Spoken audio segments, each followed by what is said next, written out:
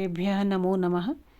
इससे पूर्व हम लोग वर्तमाने लट सूत्र का आश्रय लेकर के लट लकार के रूप हम बना रहे थे। हम उसके प्रथम पुरुष, एक वचन, द्विवचन और बहुवचन के हमने रूप बनाए। तदनंतर मध्यम पुरुष में एक वचन, द्विवचन और बहुवचन क्रमशः रूप बने हमारे। भवति, भवतः, भवन्ति, भवसि, भवतः, भवत, भवामि, भवावः, भवामः, ये रूप हमारे बने। उसी प्रक्रिया में अब हम आते हैं उत्तम पुरुष में। उत्तम पुरुष के अंतर्गत होते हैं ये प्रथम पुरुष, उत्तम पुरुष के अंतर्गत जो है वह एक वचन, द्विवचन और बहुवचन के रूप हम आज सिद्ध करेंगे। अब इसमें जो मैंने भवति, भवतः, भवन्ति, भवसि, भवतः, भवत, भवामि, भवावः, भवामः कहा था, तो अब हमारी क्या प्रक्रिया, अब कौन सा रूप बनेगा हमारा? भवामि। इसमें भी वही पूर्ववत प्रक्रिया ही रहेगी, ज़्यादा कुछ कठिन इसमें है नहीं, सब सरल है, लेकिन फिर भी मैं आपको क्रमशः बता देती हूँ। वर्तमाने लट सूत्र से सर्वप्रथम क्या हो जाएगा? लट लकार, तो भूधन लट हो जाएगा। फिर वही पूर्ववत प्रक्रिया रहेगी, तिप्तझी, सिप्थस्थ, मिपवस्मस, ताम झ, था सतम धम, इट वहीं महिम। तो इस सूत्र से क्या कर दिया हमने यहाँ पर? भूधन मिप हो गया। फिर पूर्ववत कर्तरि शप सूत्र से प्रयोगा भवति, तो कर्तरि शप भू शप तिप ये हो जाएगा। उसके बाद चाहे तो आप अनुबंध लोप कह दीजिए, अथवा अगर आप अलग अलग रूप में इनका लोप करना चाहें तो कर्तरि शप सूत्र से शप का आगम किया। उसके बाद क्या किया आपने? लशक व तदिते इति सूत्रेण शकारस्य लोपः भवति, हलन्त्यम इति सूत्रेण पकारस्य लोपः भवति। तदनन्तरं किं शेषः? अकारः शेषः। तो चाहे आप इस प्रक्रिया से करो, चाहे आप सीधे सीधे अनुबंध लोप बोल दो, तो क्या हो जाएगा? भू अ मिप है ना, भू अमी हो जाएगा। तो अब भू अमी जब हो गया, उसके बाद वही तेंशिक सार्वधातुकम सूत्र से आप क्या कर देंगे? सार्वधातुक संज्ञा करेंगे। तदनंतर सार्वधातुकार्ध धातुकयोः इति सूत्रेण गुणादेशः भवति।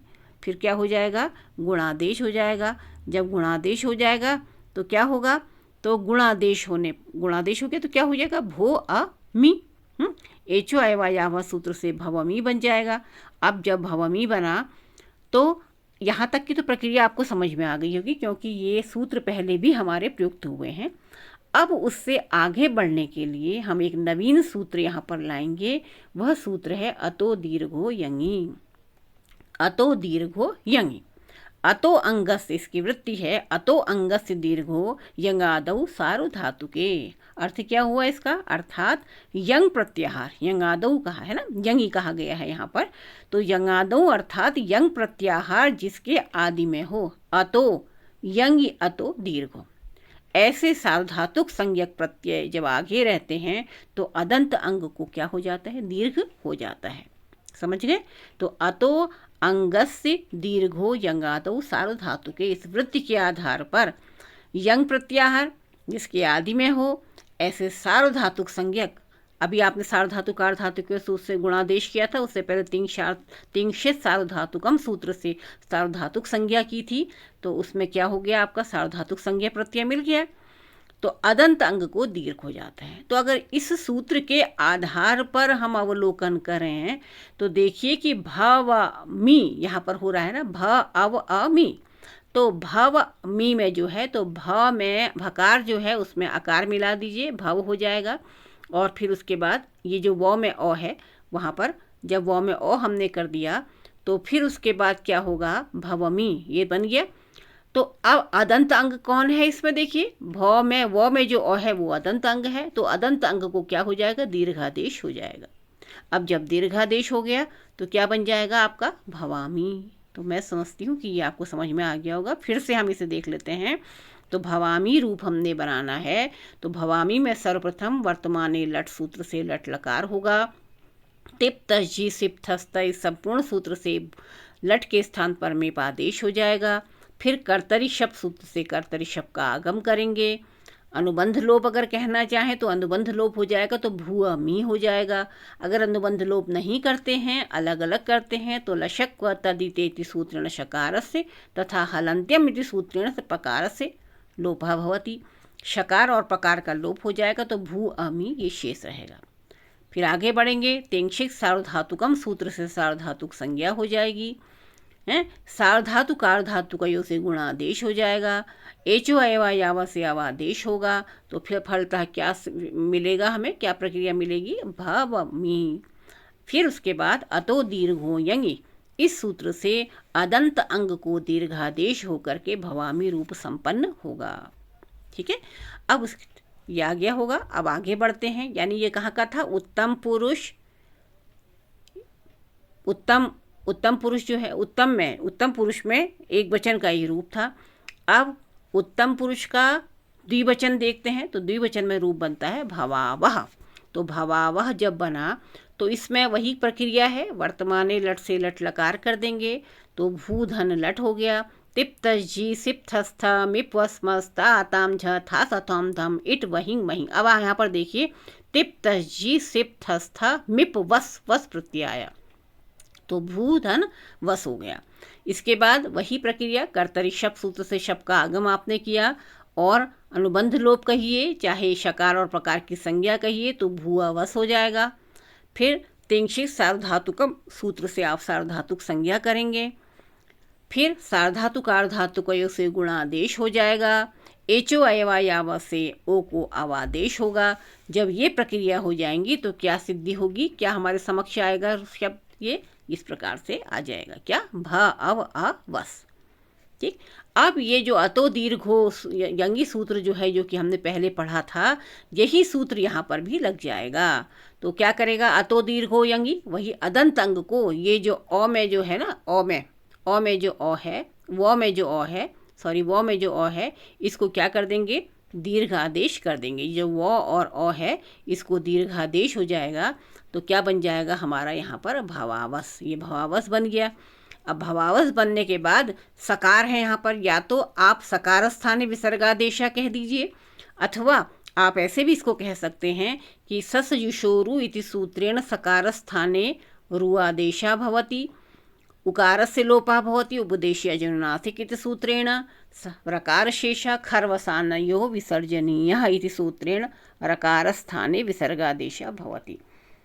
चाहे तो ये सूत्र लगा लीजिए, अथवा आप सूत्र नहीं लगाते हैं तो सकार के स्थान पर विसर्गादेश होकर के क्या बन जाएगा, भवावह रूप आपका सिद्ध हो जाएगा। ठीक है, तो अब ये देखिए, आपने द्विवचन का ये रूप, उत्तम पुरुष द्विवचन का आपने रूप देखा, भवावह।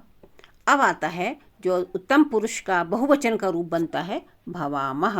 क्या बनता है, भवामह। ये जो भवामह है कैसे बनेगा, वही वर्तमान लट से आप लट लकार कर देंगे। फिर तिप्त जी सिप्थस्थ मिपवस मस ताताम झ था सतोम धम इट वहिंग महिंग, इस सूत्र से क्या करेंगे, मस प्रत्यय आ जाएगा। मस प्रत्यय कैसे आया, तिप्त जी इति प्रथमा, सिप थस था इति मध्यम, और उत्तम में क्या होता है, मिप वस मस, ये मस आ गया हमारा। ठीक है, तो अब मस जब आ गया तो उसके बाद फिर वही करिए, तेंशिक सार्वधातुकम सूत्र से सार्वधातुक संज्ञा, कर्तरी शब्द सूत्र से शब्द का, कर्तरी शब्द सर्वप्रथम कर्तरी शब्द सूत्र से शब्द का आगम करेंगे। शब्द का आगम जब हो जाएगा तो आप क्या करेंगे, शकार और प्रकार की इस संज्ञा कर देंगे। शकार और प्रकार की संज्ञा हो गई तो क्या शेष रहा, भू अ मस। ठीक, देख रहे हैं ना, भू अ मस ये हो गया। फिर तेंशिक सार्वधातुकम सूत्र से क्या करेंगे, आप सार्वधातुक संज्ञा करेंगे। हैं, तेंशिक सार्वधातुकम से सार्वधातुक संज्ञा करने पर क्या बनेगा, भू अ मस। ठीक, उसके बाद सार्वधातुक संज्ञा जब हो गई तो सार्वधातुक आर्धातुकों से गुणादेश हो जाएगा, गुणादेश हो जाएगा। फिर एचो अयवा याभा सूत्र से ओ को क्या करेंगे, अवादेश करेंगे, तो भवमस हो जाएगा। इतनी प्रक्रिया समझ में आ गई, तो ये हो गई ना हमारी। अब उसके बाद हम क्या करेंगे, अतो दीर्घो यंगी। अतो दीर्घो यंगी सूत्र जो है वह जिसने कि भवामी में किया था, भवावह में किया था, उसी प्रकार वह यहाँ पर भी क्या कर देगा, दीर्घ अदंत अंग को दीर्घादेश कर देगा। ये जो अदंत अंग है मौके, ये व के बाद जो अ है वहाँ पर क्या हो जाएगा, आकार हो जाएगा। आत जब हो जाएगा तो भवामस बन जाएगा। तदनंतर आप क्या करेंगे, ससजुषोरु सूत्र से सकार के स्थान पर रु आदेश कर देंगे, उकार की संज्ञा हो जाएगी। फिर रकार को खर्वसानियों विसर्जनीय से विसर्गादेश हो जाएगा। विसर्गादेश जब हो जाएगा तो भवामह रूप सिद्ध होगा। अथवा इन सूत्रों का प्रयोग आप न करें तो सीधे क्या कर देंगे, सकार स्थाने विसर्गादेश है, ऐसा कहकर भी आपका रूप बन सकता है। तो इस प्रकार से हमने देखा कि हमने वर्तमाने लट सूत्र का आश्रय लेते हुए यानी लट लकार के अंतर्गत हमारे परस्मैपदी पदी के में ये रूप हमारे समक्ष आए। वो क्या क्या थे, भवति भवतः भवन्ति, भवसि भवतः भवत, भवामि भवावह भवामः, ये रूप हमारे बने। तो इसमें जो सूत्र थे, जो वर्तमाने लट और कर्तरी शब्द जो है आपको सर्वत्र 9 के 9 जो रूप हैं उनमें मिला।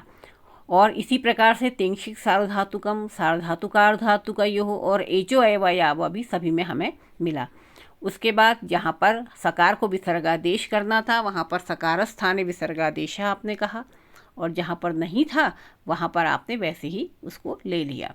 जैसे अब ये भवामी था ना, भवामी मिप प्रत्यय था, तो भवामी प की संज्ञा हो गई थी। इस प्रकार से आपने क्रमशः ये रूप देखे और अंत में उत्तम पुरुष में आपको एक नवीन सूत्र मिला। वो क्या था, अतो दीर्घो यंगी। तो इस प्रकार मैं समझती हूँ कि आपको वर्तमान काल के जो रूप हैं भू धातु के वो समझ में आए होंगे। अतः अब यहीं पर इसको संपन्न करते हैं। आगे अब दूसरे, इसके पश्चात दूसरे लकारों का वाचन किया जाएगा, दूसरे लकारों को समझाने का प्रयत्न किया जाएगा। तब तक के लिए सबको धन्यवाद।